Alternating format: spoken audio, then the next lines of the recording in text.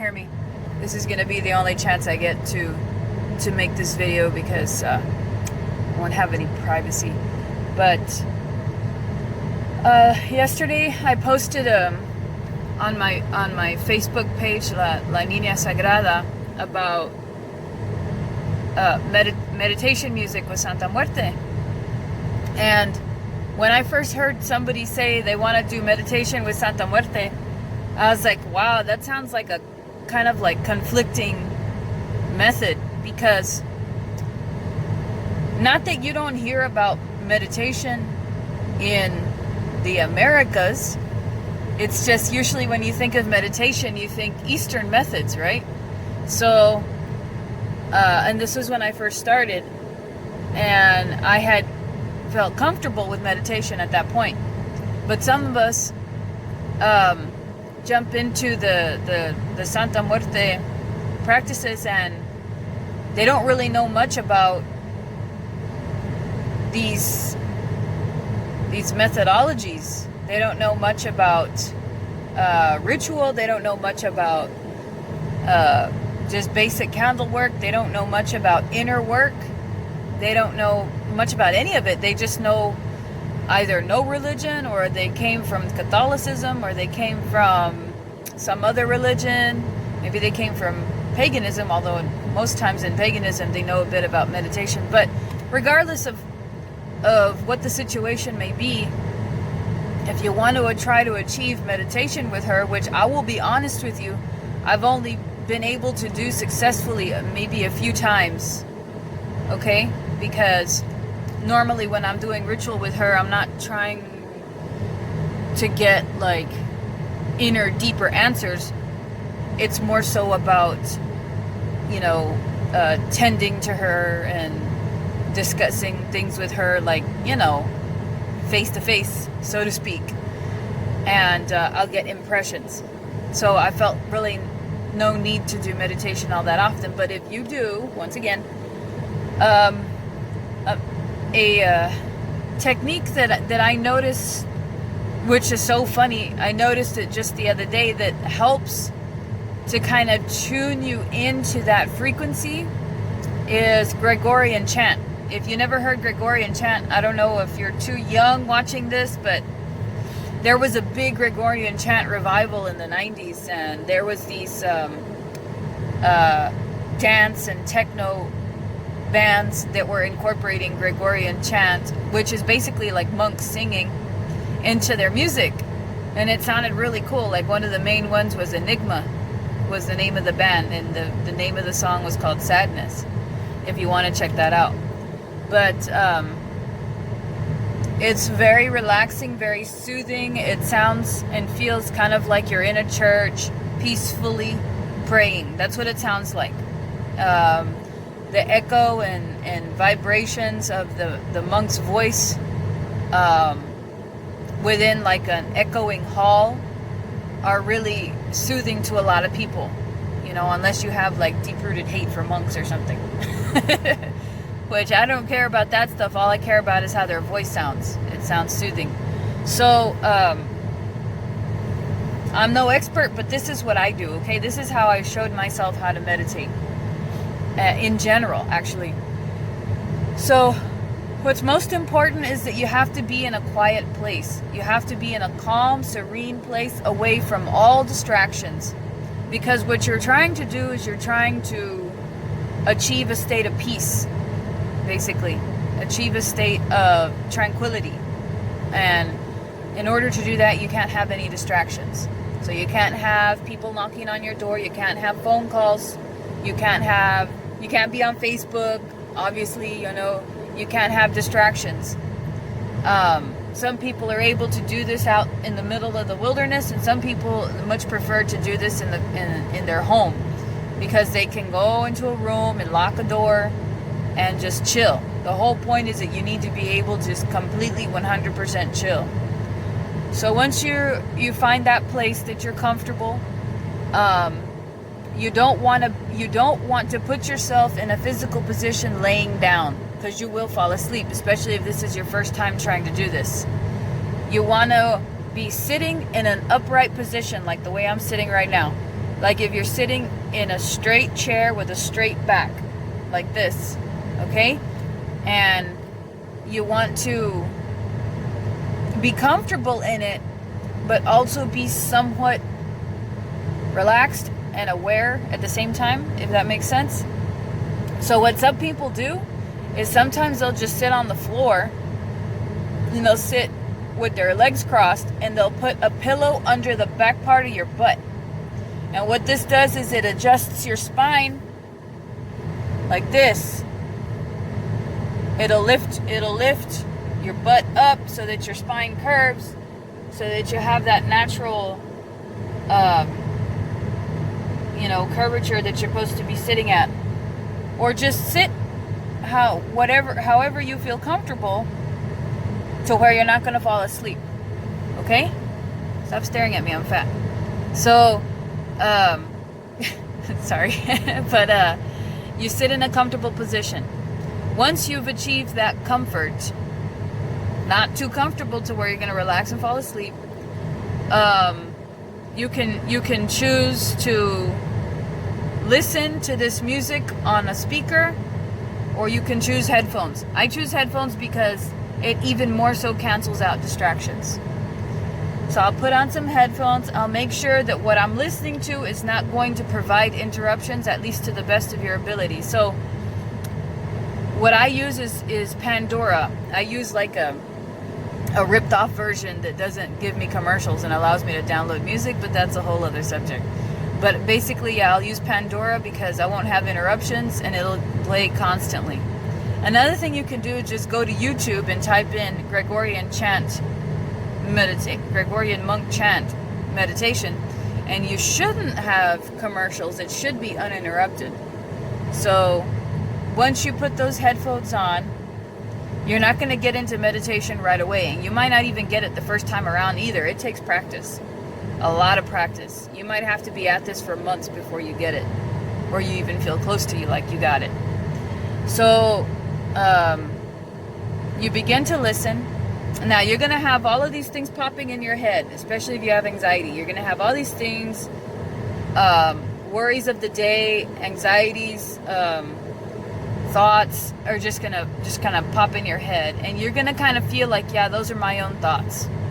I already know I was thinking about this. I already know that's the way my mind works. It's just going to be like movies playing out, for maybe like the good first 5-10 minutes or whatever. You want to try to do this for maybe like 20 minutes at a time, 30 minutes at a time if you can.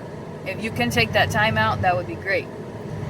So once you get past that and you start listening to your music, the goal is to let those thoughts pass and to just try to go with the flow. Don't actively try to think. Just try to be in the moment. Kind of like when you're laying down on a beach, and when you're laying down on a beach, sorry, my husband. You're laying down on a beach and you're just chilling and you're just letting the waves ride, and you're just kind of letting the sun hit you. Or if you're somewhere else and you're just kind of like passive and you're just letting things happen and you're not thinking, you're just there, that's what you're trying to achieve. Living in the moment. And once you do that, you'll kind of start to get to an in-between mental state, hopefully, where it feels like you're losing control. And this is normal, and a lot of people freak out with this because they'll start to feel things. They'll start to feel maybe tingly, or they'll start to feel a little bit of like numbness, or they'll start to feel such a sense of relaxation and disconnect that some people will even feel like their soul is going to come out of their body. That's what it feels like. That's normal. And it takes a while to get to that point. This is how you're able to receive messages. This is how you're able to do out-of-body travel. This is how you're able to do like astral projection. This is how you're able to channel. messages. Usually what happens for me, and what actually happens for a lot of people, is they'll start to notice that inadvertently, through no action of their own, they start to see colors, or they'll start to see shapes, or they'll start in, and when I say see, I mean in the mind, not actually physically, but in the mind they'll start to see these things, and that's normal. You want that. And they'll start to see, at this point, just kind of like random things popping in the head. This is where you get a little bit closer to channeling, but these are the moments, once you get to that state, it's kind of like an in-between wakeful and sleepy state, but you're not going to sleep. You'll start to receive pictures, you'll start to receive messages, you'll start to receive information. That's when you'll be able to talk to her in your mind. She'll be sending messages or talking to you in your mind. I'll be honest with you, sometimes she won't. Nothing is guaranteed. Once you get to that point, you just kind of have to let it flow.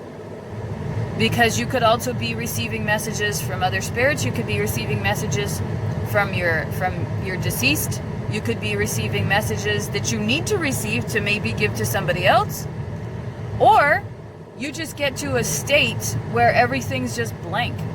It almost feels kind of like non-existence. That is true meditation. The separation of the ego and the self. That's when you get to that state where it feels like non-existence. That's what a lot of spiritualists would consider truth. That's who you really are. But that's another subject. So you could call it meditation, but what it actually is channeling. What you're trying to do is channel Santa Muerte. Or some people would say evoke or invoke Santa Muerte. You're trying to receive messages, so it's not actually legitimately meditation, it's more channeling. Channeling means like you're surfing through a bunch of radio frequencies trying to pick up the right one. And yes, everybody has the ability to do this with practice. So once you get to that point, you can receive. And probably maybe a half an hour will have gone by, maybe an hour will have gone by. When you're at that state, there is no time. Like, you lose track of time. Time doesn't exist. You're just in a free flow of what appears to be kind of like a mind dream. It's hard to describe. But that's when people receive messages. Me personally, I know that I have gotten to that point because in my mind, or in my spirit, whatever you want to call it, I surpass what looks like a smoke veil. Every time I see the smoke, it looks like a smoke curtain. Once it pops up, I know that I'm there. And that happens to a lot of people, oddly enough. I looked it up. There's quite a few people that say that they experience what looks like smoke and or mist. Kind of looks like mist. You know, like in every I'm not saying it's scary, but you know how you see in every scary movie that whenever somebody's like kind of walking around by themselves or something, they walk through this thick wall of mist, and then once they get on the other side of that mist, like all this stuff starts happening. Well, it's kind of like that, but it's not scary. Okay. But that's my indicator. That's how I know. Some people will see a big ball of light, and that's how they know. And some people will see a stairway. Some people will see an elevator. Some people, it's different for everyone. So that's why this is a fun experience, because you get to experiment with that. You get to know the inner depths of your own subconscious, because that's really what you're doing, is you're tuning into your own inner self, and the memory and information banks that you have. And you can also say that when you're doing this, you might be tapping into the Akashic Records. That's what people call it. It's kind of like a big library of information that's out there. It's like floating around out there, and it's just like a big library of everybody's thoughts, experiences, emotions, information, all collected in one ethereal place, that if your antenna is good enough, you can have access to. Past, present, future, Time is non-existent. It's just like an information bank. Some people say that when you're doing this type of method, this type of channeling, you're tapping into that too, which is also cool, because what you want to do is receive information, correct? You want to receive answers. That's why you're trying to meditate with her. You're trying to get closer to her. You can achieve all of that by trying this method. How do you come out of it? Well, I mean, you just kind of, once the vision or once the information is done, you just kind of slowly wake up out of it. Some people will be kind of like scared out of it, but either way, you're going to come back. It's not like you're going to drift into space and be lost forever. It's not like that movie Insidious. Although that's a theory. But anyway, I'm kidding. Yeah, you come back just fine, and sometimes you'll remember everything that happened, sometimes you won't. But the good news is the fact that you experienced it, it'll be in your subconscious, and that means you'll be able to access it at any time. It might come out in a dream later. Okay?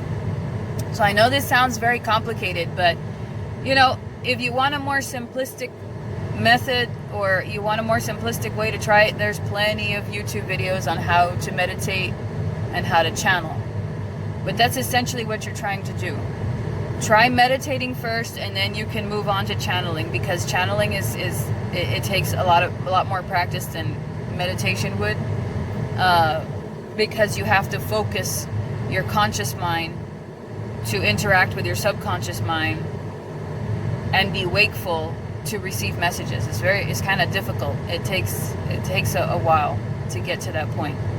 It's a lot of training your mind, okay? But you're not going to really be able to do this overnight. This takes practice, and I know people get frustrated, but everything that's worth its weight takes practice. And you will thank yourself for being so much better at it. Believe me, I'm an impatient person too, guys. But this takes time, okay? So just make sure you have that comfortable space. Try putting a pillow under your butt, if at all possible, to prop yourself up. Get you some headphones, put on some Gregorian Chant, take about a half an hour to an hour out of your day, and just hone out. Let it flow. Let it happen. Get past those anxieties at first, like those first 5 minutes of anxieties, just let them flow. And then you get to the point to where you start feeling and seeing stuff in your mind. Let it flow. Just let it come. Those are probably messages, and those are probably experiences that you need to have had to move on to your spiritual evolution, which is what we're all trying to achieve. So yes, you can do that. And if you want to, you can do this in front of her altar or away from her altar. It doesn't matter, because you're still trying to connect with her spirit. But if you want to sit in front of the altar and you want to do it, you feel like picking up the energy of your altar, or picking up the energy of your space, you want to look at a prayer card, have it right in front of you, or holding it with you, do it. That's fine. Whatever you think will help you. So that's about it. I hope that this video helps, and if you have any questions, leave them below. I'll do my best to answer them, and if I don't know, I'll let you know. And thanks for watching, and I hope you guys have a good rest of your day. Guys, also, one more thing that I wanted to include is the methods of meditation behind the Catholic context. What people don't realize a lot of times is that prayer and doing the rosary is a form of meditation. If you think about it, it's kind of like a mantra, or it's kind of like it's kind of like I won't say like a mambo, because that's more like trying to raise the spirits, but it is it's a sequence of prayers that I think ultimately the person is supposed to have memorized, that you pray, and you're building up this energy. That's kind of what you're doing, is you're calling out to the saint or to God or whatever, and you're building this chain of energy, right? And by repeating this sequence of prayers, what you're doing is you're also simultaneously kind of tuning out. So when people say that they're doing the rosary and that they experience this this phenomena when they were doing the rosary, it's because they were inadvertently kind of channeling or meditating when doing the rosary. It's if you look up, like, go online and look up mala beads, or look up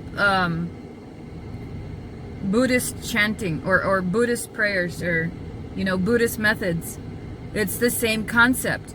You're repeating a sequence of words, and in doing so you're causing this vibration in your throat and in your body, and you're creating this this chain and this force within your auric, or within your spirit, within your aura. You're changing your own vibration, and you're changing your energy by tuning out and repeating sounds. That, I mean, I don't mean to dumb it down or anything, but that's essentially what you're doing, is you're and if you do that out loud and you really think about it, you'll notice the effect that it has on your energy. And that's essentially what you're doing when you're praying the rosary. You're creating that same harmonic vibration and the same elevating energy around your spirit. That is that's meditation. So when you're praying the rosary, I just wanted to let you know that you're also doing a form of channeling and meditation. Not so much channeling, but more meditation. So look into that. It's interesting. It's funny how you find the secrets within if you really look. If you really look at the building blocks of a lot of the things that we grew up trying to rebel against, or that we grew up around, you'll notice that in between they have a lot of methods that help them connect to their God and to the energy that sustains this world. They had their methods. Now, I'm not going to get into the whole controversial stuff of where they got it from. Yes, they took it from other religions. Yes, they took it from other sources. It wasn't all original, guys. But what counts is that it works. It works. So that's why when you're praying your rosary, it works.